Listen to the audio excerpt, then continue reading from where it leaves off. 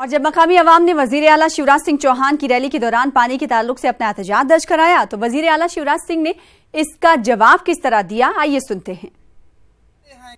कांग्रेस में तो पानी नहीं था तो जनता को पानी कहां से देती मेरे बहनों और भाइयों। ऐसा मेरा मध्य प्रदेश कर दिया था कि जिसको लोग कहते थे बीमारू मध्य प्रदेश। आज आप बताना दम होगा, मैं नहीं बोलूंगा, आप बोलना। बताओ कांग्रेस के जमाने में ऐसी सड़कें थी क्या? जोर से बोल के बताओ, ऐसी सड़कें थी क्या? दमोह से भोपाल जाना हो तो सड़कों से जा सकते थे क्या? बर्बाद कर दिया गड्ढों वाला प्रदेश।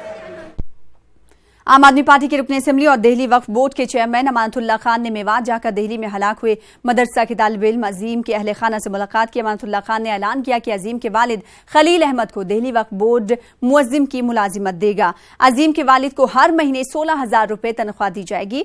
10 तारीख को ओखला में हो रहे मुशायरे के मौके पर दिल्ली वक्फ बोर्ड की जानिब से खलील अहमद को मुलाजिमत का लेटर दिया जाएगा। अजीम के अहले खाना की कानूनी मदद भी की जाएगी। आपको बता दें कि अजीम कत्ल मामले में दिल्ली समेत मुल्क भर में जबरदस्त एहतजाज किया जा रहा है। रचना हमारे साथ हमारी नुमाइंदा दिल्ली से जुड़ चुकी हैं। रचना, मुशायरे का इनेकाद होगा और मुअज्जिन की तनख्वाह नौकरी देने का ये ऐलान किया गया है, किस तरीके से इसको देखा जा रहा है? कल अमानतुल्लाह मेवात गए और वहां पर यह ऐलान हुआ है। बिल्कुल सना, जिस तरीके से साउथ दिल्ली के मदरसे में एक बच्चे की हादसे में मौत हो गई और बताया जा रहा है कि जो पड़ोस में रहने वाले लोग थे उनसे जब बच्चों की लड़ाई हुई उस दौरान बच्चे की मौत हुई। इसके बाद काफी ज्यादा हंगामा हुआ, जिसके बाद अमानतुल्लाह खान और सोमनाथ भारती जो कि आप विधायक हैं, बच्चे के घर मेवात में जाकर उनसे मुलाकात की और उन्होंने कहा है कि वो उनके पिता को नौकरी देंगे। इसके साथ ही 5 लाख रुपए का जो मुआवजा देने की बात कही है, क्योंकि जो उनके पिता हैं उनकी आर्थिक तंगी के चलते इस तरीके की मदद देने की कवायद दिल्ली सरकार की तरफ से की गई है। सना जी, बेहद शुक्रिया रचना हमारे साथ जुड़ने के लिए और बातचीत करने के लिए। फिलहाल आगे बढ़ेंगे। दिल्ली में फिजाई आलूदगी में कोशिशों के बावजूद कोई कमी नहीं आ रही। फिजाई आलूदगी की सतह में लगातार इजाफा होता जा रहा है। कई जगहों पर क्वालिटी इंडेक्स 390 को पार कर गया है। लोगों को धुंध के साथ साथ सांस लेने में भी काफी तकलीफ हो रही है। लेना हुआ बेहाल।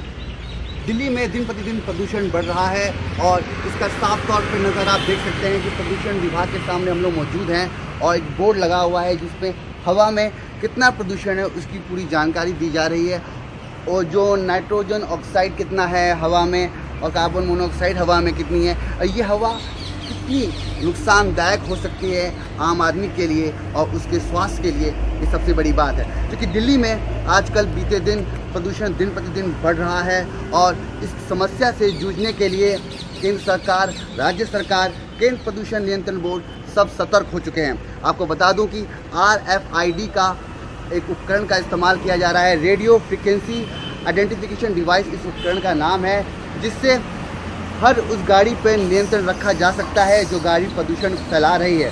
वहीं केंद्र प्रदूषण नियंत्रण बोर्ड ने 1 करोड़ 10 लाख वाहनों में जो कि दिल्ली में चलती है उनमें से 40 लाख वाहनों का पंजीकरण रद्द कर दिया है।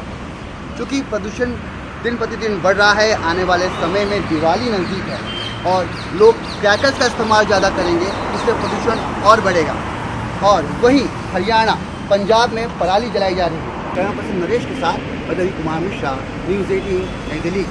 और इस खबर पर बातचीत करने के लिए खुद हमारे साथ रवि मिश्रा जुड़ चुके हैं। रवि मिश्रा ने तस्वीरें दिखाई और इस वक्त बराह रास्त हमारे साथ दिल्ली से हमारे नुमाइंदे रवि मिश्रा खुद जुड़ चुके हैं। रवि मिश्रा, आलूदगी में लगातार, प्रदूषण में लगातार इजाफा हो रहा है दिल्ली में। आज की अगर बात करें तो आज क्या कुछ सिचुएशन वहां पर देखी जा रही है आलूदगी को लेकर और 10 बज चुके हैं, इस वक्त कैसा मौसम है?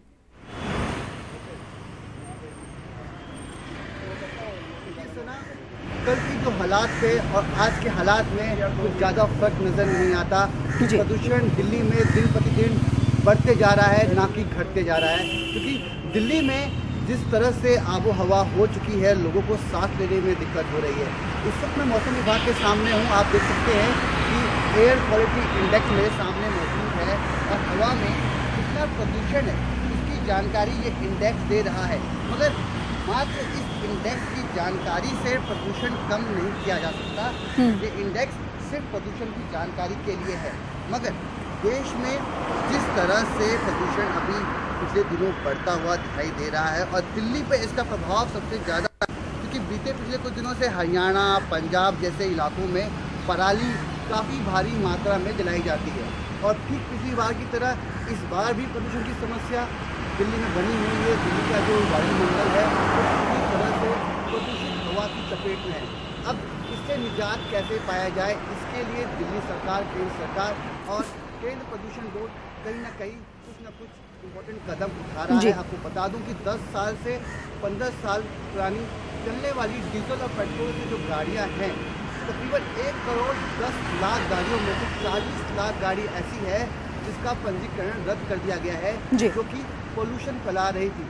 और RFID एक उपकरण का इस्तेमाल किया जा रहा है। इसका फुल फॉर्म आपको दूसरों को बता दूं, रेडियो फ्रिक्वेंसी आइडेंटिफिकेशन डिवाइस।